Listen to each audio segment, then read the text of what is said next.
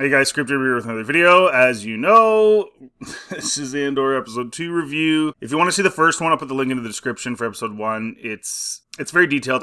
I'm really not going into this with an attitude of anything, but the first episode was, how should I put it? You know what, go check out the video. But here's the episode 2 review. All I'll say is, hopefully it gets better. That would be really good.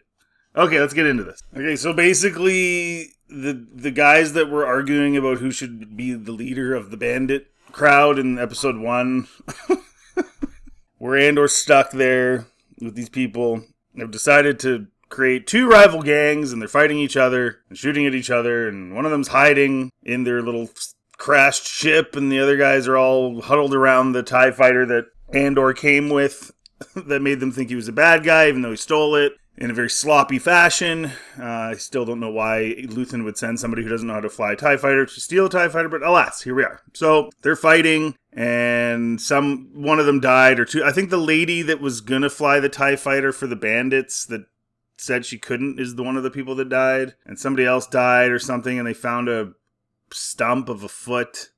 But there's also apparently like some sort of beasts that roam around at night on this planet, so maybe that's what did her in or whatever, but there's just not a lot of context. It's just kind of like they were arguing and then they started getting shot at the end of the last episode, and now there's dead people and we don't really understand why certain people within the group took the side of the one guy with the brother or why the rest of them took the side of the other guy with the mullet. I don't know. They don't really explain it because we just cut right to that from the end of the last episode where the one half of the group was shooting at the other half.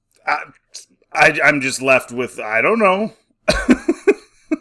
Okay, so then Deidre, the RBF face, the RB face, she was offered this task of the Gorman thing. Okay, so anyway, it's in the episode 1 review. So Gorman, there's going to be the Gorman massacre, but the context in this is that they're trying to extract this mineral that they need for the Death Star. So the whole thing centers around getting the things they need to build the Death Star. That's basically, from the Empire's perspective, what this show is. It's just, I don't know, it's just like, it's amazing they've made a whole show centered around that. But anyways, so she was asked to lead the way for like dealing with Gorman and if there's any uprisings from anybody, because I guess the people there hate the Empire and blah, blah, blah, blah, blah. And now she's saying she doesn't want the job. And her superior guy is like, no, you have to take it. And she kind of brings up Andor, kind of, not his name, but brings him up. And Buddy's like, oh, you didn't catch him. You need to catch him first and then make him famous. And you failed, and you were there for 2 years. I go back to it, so they know who Andor is. They had his hologram, they had his photo, and yet he still somehow managed to waltz into a Imperial facility and hop in a TIE fighter to be a test pilot without anybody checking anything. It makes no sense. And then he's like, oh, he's disappeared. We don't know where he is. But you do know what he looks like. And you should have the technology to be able to connect the two. The whole thing's very bizarre, and it makes the Empire look very incompetent. So anyway, she's going to pretend that she's getting a demotion, so because this Gorman thing's a big secret, and she was chosen by Krennic, and Palpatine knows all the people that were chosen, because it's like it's supposed to be secretive even for other people in the Empire. They don't want anybody knowing about it. About getting the minerals for the Death Star lenses or whatever. Something I noticed right away is they're using the hover cart, or whatever you want to call it, but they're pushing it. Kind of interesting. Remember when Boba Fett had Han Solo going through Cloud City, and he just walked behind it while it floated? Wouldn't you think this would be the same tech, where they just have to have one guy walking behind it, instead of the 4 guys all sort of directing it? Because that's the tech, right? Like it can hold it up on its own. Why do they need these guys? Just a nitpick, but it's kind of like, again, it's just like everything with the show. Everything is just way too Earth-like. You know, instead of it reminding me of Star Wars with this amazing technology where you don't need all these guys pushing the thing, it reminded me of helping my buddy move. Right? Like it's so removed from taking you to the galaxy far, far away in so many ways in this show. And by the way, we've seen up to this point 1 alien, and it was an NPC in the background. 1. And it wasn't even like an alien. It was a dude with a mask on, essentially. So just saying, it's just very earthy and not very Star Warsy. So for some reason, and it's a mystery box, Luthen has to be at this wedding, even though it creates a problem for getting communication-wise with Bix or Andor, because everything is being monitored on Chandrilla. And they still haven't really explained what he's doing there. Obviously, he's putting on the show that he's the dealer and he's moving around art pieces, but just say why you're there. Like, it's just silly. Anyway, so they can't get a hold of them and they're worried, and apparently they're going to get an inspection. She's hearing the Imperials are going to inspect, I'm assuming, the wheat farm. Like, so much of this is so vague. Like, this, maybe I'm dumb, but like, that's the only thing I can think of. Because let me think, there's nothing else to get inspected. Unless she's talking about her store. Their art store is getting an inspection, I guess. That could be it. Anyway, she's going back to the art store where there's better comms, where she can get a hold of these people. Because, you know, they put themselves in a really stupid position only to create a problem that they have to solve by going back to where they came from, I guess. I don't know.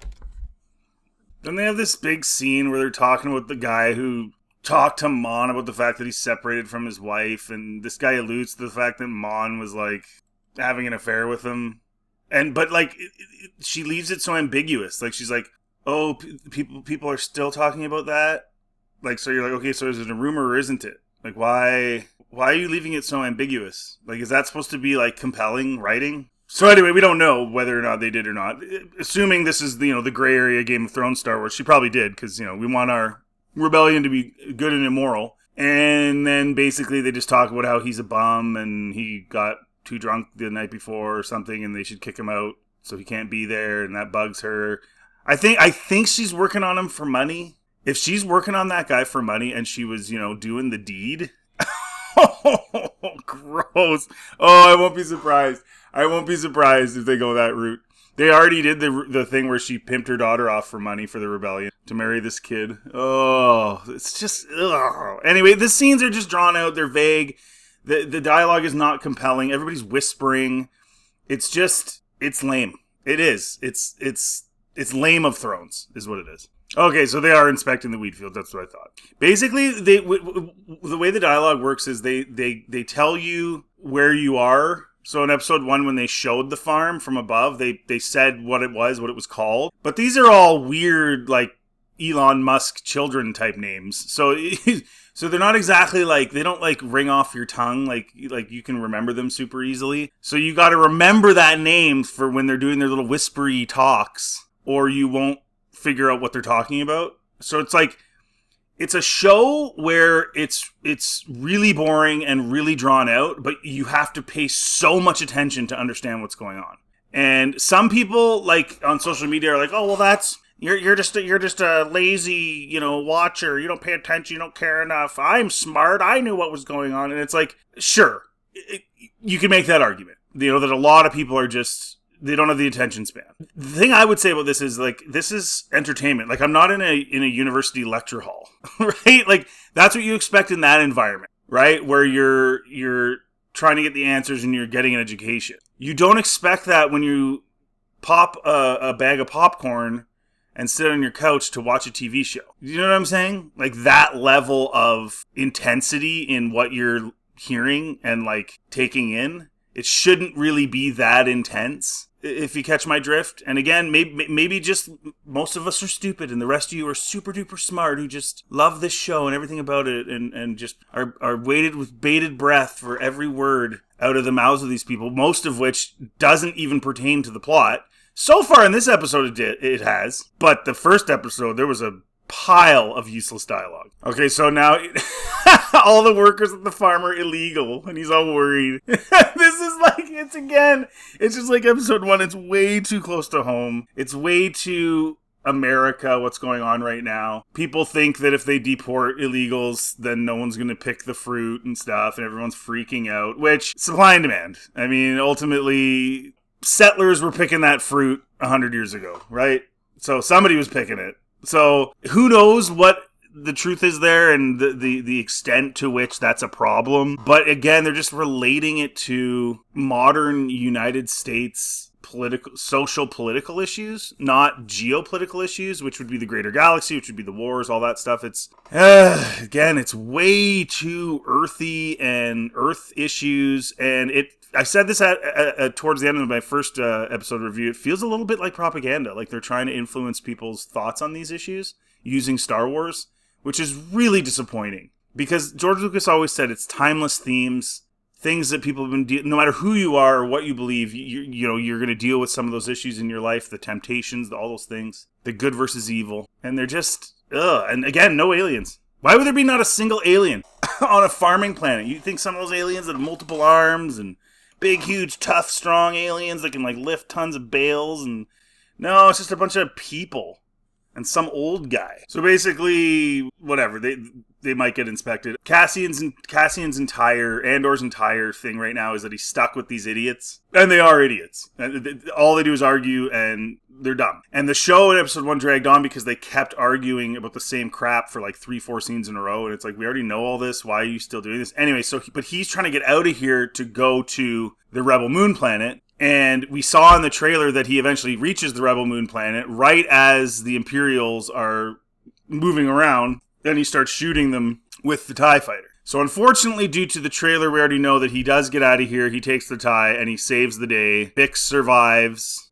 Well, she has to, because there's scenes of her not on the farm planet in the trailer where they're on like Coruscant or some city. So she definitely survives. And then I think the kid does too, because I'm pretty sure there was a shot of the kid, the young guy there, doing something in the trailer. Anyways, it's kind of predictable, and it's just really slow and drawn out. And this is what I'm talking about. So they're again discussing the fact that they have so little food. They're again arguing and stressed out. No one's thinking of any solutions. Andor, of course, is going to be the guy that thinks of solutions for these people. But we get it, right? We get what you're trying to do. And it's low-lying fruit because they're just all incompetent and dumb. So if he offers any sort of even half okay solution, he's going to look like this great leader, which is what the whole purpose of all of this wasted time is. Because we all know he's going to end up in that TIE and on that planet.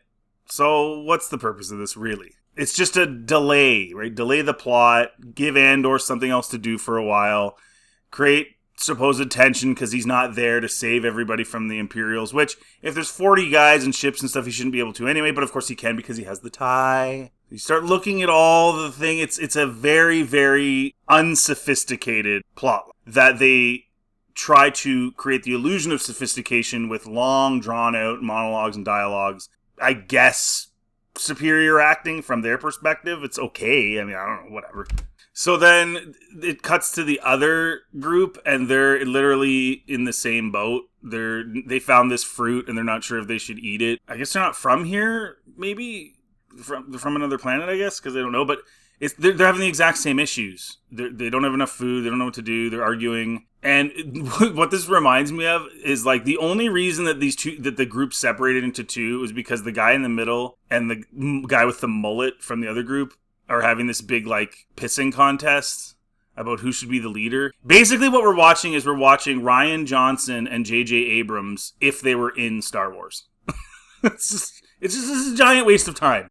Okay, we haven't seen this guy yet in season 2. It's, what's his name? Remember, with the overbearing mother, who's the worst, most insufferable character in the history of Star Wars. And he works for the board of whatever for the Empire. And oh look, he's got a trainee. Yay, Star Wars. He's training some kid to punch numbers in a computer. Yay. Then he tells the kid this story about how he found a cabal of thieves taking Imperial whatevers from 4 different systems, and he's all intense and his eyes are watering up, and like he's like just as intense about his new desk job as he was his previous security job. Like I guess in the year's time from the end of season 1 to now, he's accepted and brought that same level of intensity to his desk job. And this is what I mean. They try to make it seem like it's like this really compelling thing with the acting and stuff. Bro, you're a paper pusher, man. Like, there's nothing exciting about this. Nothing. It's what I'm saying about the show. You're trying to turn something super mundane into something cool and intense using him acting like that, but that's not how I think about it. It's, yeah, whatever, dude, you did your job. You're a FBI guy who sits at a desk, essentially. So one thing you notice right away, so like, I don't know if any of you have ever been to like a farm and one of those farms where it's like they have the house, but then they'll have like the little store. It looks exactly like this. Like in every possible way. I'm talking from the lighting to the fact that there's buckets of grain, like like earth grain. This is not a Star Wars plant. Even the shelving, like you look at the muffin thing on the counter, you look at the angled shelf on the far right by the old guy. This is all stuff you would see in an earth farmer's market store. And then the old guy just looks like Farmer Brown. He doesn't look any different. And then look at the mom, or look at the farm lady. She literally looks like the typical farm lady on Earth. The pattern on her dress, everything about it. This is like the most like not Star Wars thing I've ever seen. Anyway, so the Imperials are there and they're snooping around and whatever. People are panicking. The old Farmer Brown's panicking because he might lose some of his illegal aliens that are working for cheap. This looks really, really obviously like it's the SA-er. You know, that's been all the rage all over social media that they put a grape scene in Star Wars. And I'm all for the implied stuff. I don't think that should be on screen in Star Wars, but apparently it is. I haven't seen it, but this guy clearly looks like the guy, and it's too obvious. It's too obvious too early. I just don't find the writing that good in this, guys. It's so obvious. So, like, as soon as he walked up, you're like, yep, this is the guy. Yay. Like, there's no question. The other thing I want to say is he's making small talk. She turned her back and walked away from him while he was talking. It's too humanized as far as the Imperials are concerned. That's an Imperial officer. He's got 3 cubes. He's a mid-ranking guy. I don't think an average citizen under the Empire would feel like they can just turn their back on one of these guys while they're talking and walk away. And then I certainly don't think that the Imperial officer would just be okay with that. Do you see what I'm saying? There's a level of protocol and respect, even if you don't need technically respect the guy. Like, I would think that an Imperial officer, when he's dealing with an average citizen, would have an expectation of stand there until I say you can walk away. Does that make sense to you? It just feels very flimsy, and it doesn't feel like an empire. It feels like they're like a gang of thugs that are just coming around, and they are, but in Star Wars, in George's Star Wars, the Imperials, as much as they were thuggish, they were very protocol-oriented. This is the expectation. You know, you move a certain way, you act a certain way, and I have to believe, because we don't see it really in the original Star Wars, them interacting with citizens other than like stormtroopers fighting them and stuff. We don't really see officers doing that other than Tarkin with Leia, but even her, I mean, she was a dignitary. But there should be an expectation of, hey, citizenry, I'm an Imperial officer, you behave this way when I'm around you. Don't go back to doing what you're doing until I bloody well say you're allowed. So again, it just isn't right. It's off. It's off-putting. So this Imperial officer literally just asked her out on a date. Again, right? It's not to say an Imperial officer can't have a social life, but we're totally destroying the state of what they're supposed to be, where he's there to do a job. You know, they're making the Imperials seem way too flippant. And maybe that's what Gilroy had to do to get the plot going. Because they already looked pretty dumb in episode 1. Luthen looked pretty stupid too. So you're making everybody stupid to progress the plot. But again, this would be a direct violation. You are there to do a job, catch illegals, inspect, and leave. And the idea that you would be socializing and fraternizing with the help as an officer seems really, really stupid to me. And it really takes away from what the Empire is and is supposed to be. So the wedding party is doing a walk around on this really nice walkway. Mon Mothma and I don't remember her name, guys. I'm sorry, man. I can't remember. When was season 1? 3 years ago or whatever? Like, anyway, you know the one chick that was really close with the other chick, and they were helping Andor ambush the Imperial outpost on that planet with the rainbow sky thing and everything. Anyway, they just talk nothingness about the wedding for like a minute, and then basically Mon asks where her friend is, her quote friend. She says she misses her. So just another 2 minutes of screen time for literally no reason. She misses her friend. Okay. I don't know. It just drags, man. It drags. So we cut back to Andor and the Bandit dudes, and they're still arguing and fighting and just wasting time. And then finally, the scout guy comes back and says they're trying to turn the TIE fighter so that its guns face their little broken down ship they're all hiding in, so they can just blast them. It's amazing to me how vitriolic this has gotten. Like this was a group of people that were all one group. And then as soon as Andor lands, the two leaders just start fighting. It almost felt like for the sake of fighting. Like there wasn't really a good reason.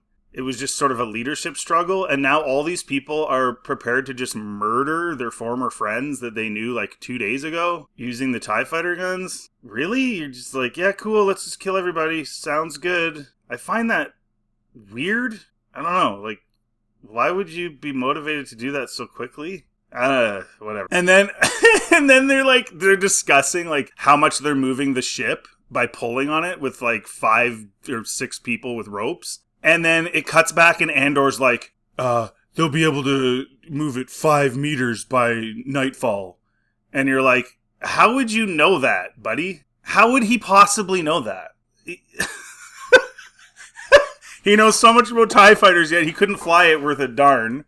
And he somehow knows how heavy it is and how long it's going to take these people to move it centimeter by centimeter. And they're using centimeters, by the way, and meters in Star Wars instead of Star Wars measuring sticks.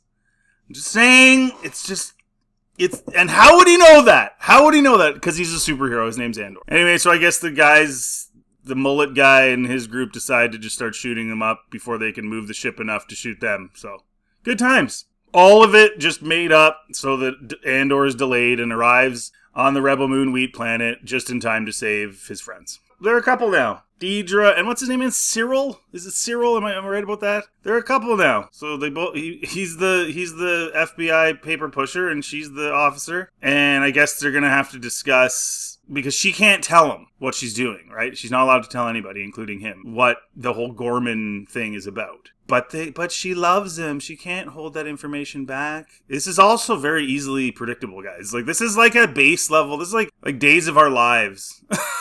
It's everything just super predictable. And then, so that's basically what this is going to be. I can already tell. And again, it's very earthy. They're playing the music that sounds like Earth music. They're dressed like, you could wear what they're wearing to your job. Like, that doesn't look weird at all. Even the chairs just kind of look like 70s retro chairs. Everything just looks like a normal thing, other than maybe a couple things.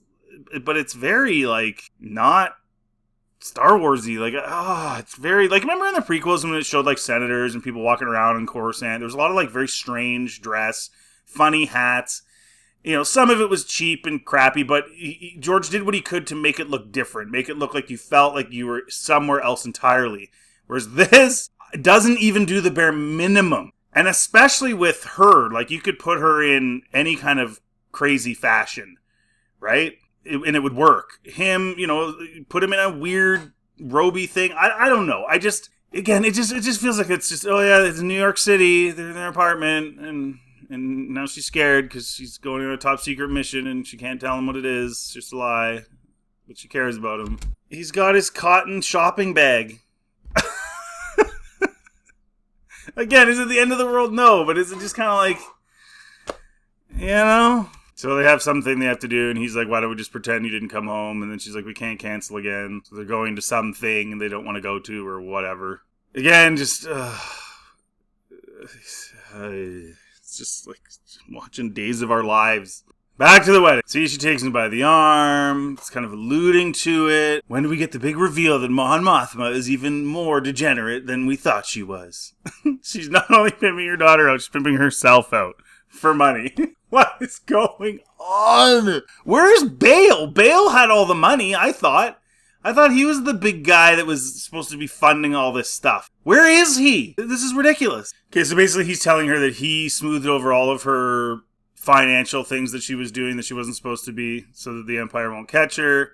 He gave her money, helped her out, he did all this stuff, and everybody's happy except for him. He's taken on a lot of risk, and he's lost money because some of his investments went to pot based on rebel activity. So people backed out. And he said all that in a very, you gotta really pay attention kind of way, but whatever. Okay, so he's gonna want something from her now, and Tony, you're gonna do what I think you're gonna do, aren't you? So basically, Buddy with the gray hair, the other guy, he needs some sort of return on his investment. That's what it sounds like, thankfully. I thought it was gonna be something else. So that's good. And they're trying to figure it out, and Luthen's making a huge issue about the fact that, this has to be dealt with now, and I don't know. Like, after season 1, they established the fact that there's backroom deals going on and all this stuff having to do with funding the rebellion. I don't know why we need to continue that. Like, that's kind of accepted. There's stuff going on. It's stressful for Mon. Luthen stressing her out. There's all these issues. Now, of course, a lot of this would be alleviated if Bail Organa was just playing the role he's supposed to, which is to be helping finance this thing. But he's not, because can't have Bail in there for some reason. Mon Mothma is the supreme rebellion main character. So, at least in terms of these things, the higher up things. So, but I mean, they've established that. So it's like, do I need to see another plot line where they're trying to get money to fund whatever jobs Luthen has planned for the rebellion? Like, I already know that they're going to have to jump through these hoops and stuff. We've seen it now. Why can't we move on to bigger and better plot points? Okay, then in Andor fashion, so basically the father of the bride gives a toast. It's lengthy. It's talking about the goods and the bads and the anxieties and the joys, and they pan over Mon's face and how it changes, and Luthen, and he's thinking, and it's like supposed to impact me as the viewer that like, oh, they're going through this stuff, but there's hope and joy at the end or something. That seems to be what they were trying to convey. It just felt like another long drawn out scene. The plot is moving extraordinarily slowly. A couple things have happened in this episode. The most interesting thing has to do with this guy that wants some of his money back. Everything else, they're plot points at least, but it's just moving so slow. So slow. This is supposed to be a year, right? So each 3-episode chunk maybe it's my fault. I expected a whole bunch of stuff to happen. But in reality, what they're doing is they're basically taking like these short time periods, like a week or 2 weeks or whatever, and putting them a year apart in each block, rather than each of those 3-episode blocks being like the extent of a year. Do you know what I'm saying? That's what it seems like they're doing. And it just makes it slow. It's very slow.